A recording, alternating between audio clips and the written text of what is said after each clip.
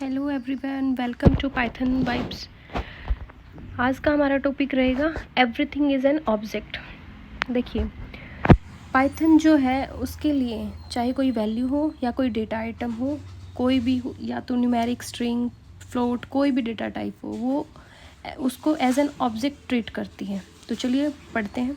Python treat every value और data item whether numeric, string और other type as an object in the sense. तो वो क्या करती है, ऑब्जेक्ट की तरह ट्रीट करती है, कोई भी डेटा आइटम हो या कोई वैल्यू हो। ठीक है। It can assign to some variable और can pass to a function as an argument. Every object in a Python is assign a unique identity. देखिए, मान लीजिए हम कोई एक्स लेते हैं, उसमें हम कोई वैल्यू असाइन कराते हैं 2। ठीक है।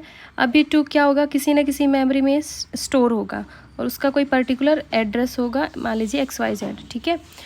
तो अब हम पाइथन में कोई भी ऑब्जेक्ट बनाएंगे ना, उस ऑब्जेक्ट को हम एक यूनिक आईडी प्रोवाइड करेंगे। हर ऑब्जेक्ट की एक अलग यूनिक आईडी होगी। ठीक है।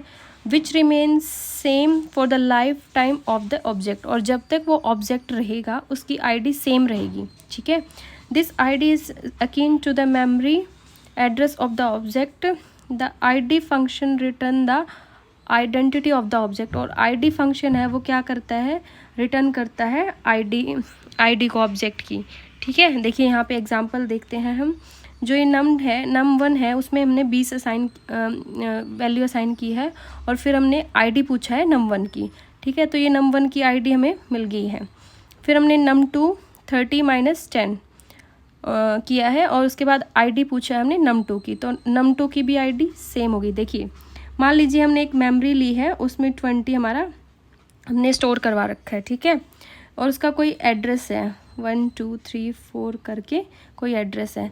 तो जो ये num1 है, num1 भी इसको रेफ़र कर रहा है और num2 भी इसी को रेफ़र कर रहा है। ठीक है। तो इसलिए इनकी आईडी सेम है। Thank you everyone.